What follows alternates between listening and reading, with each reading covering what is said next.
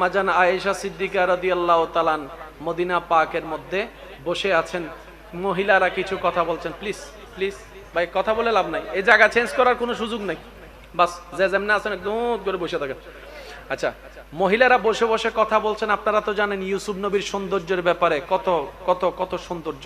তো মহিলারা বলা বলাই করছে, ইউসুফ নাকি অনেক সুন্দর ছিল, ইউসুফ নবী অনেক সুন্দর ছিল, ইউসুফ নবী অনেক সুন্দর ছিল। কেন কেন কি হয়েছে?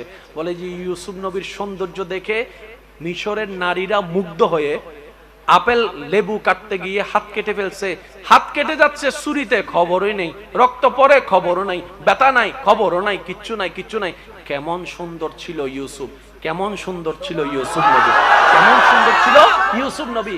শুনছেন, বলছেন মহিলারা, শুনছেন আমাদের আম্মাজান আয়েশা, নবীজির স্ত্রী আয়েশা সিদ্দিকা রাদিয়াল্লাহু তাআলা শুনছেন। উনি শুনে শুনে মুস্কে, ও নবীর উম্মতেরা প্রস্তুত প্রস্তুত, উনি শুনে শুনে মুস্কি মুস্কি হাসছেন, মুস্কি মুস্কি হাসছেন। একজন জিজ্ঞেস করেন, আম্মা জান আপনি হাসতেছেন কেন?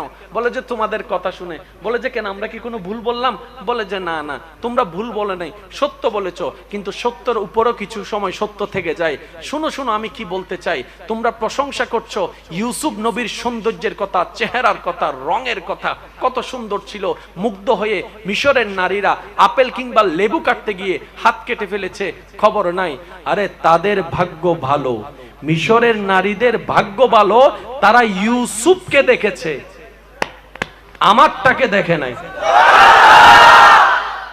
তারা ইউসুফকে দেখেছে, আমারটাকে দেখে নাই। আরে তোমরা কি দেখছো না মক্কার টবক টবক যুবকেরা নবী মুস্তাফার চেহারা দেখে দেখে ইসলামের জন্য হাসি মুখে জান দিয়ে দিচ্ছে। সুবহানাল্লাহ, আল্লাহু আকবার। উচ্চ আওয়াজে বলেন সুবহানাল্লাহ, আরে জোরে বলেন না সুবহানাল্লাহ।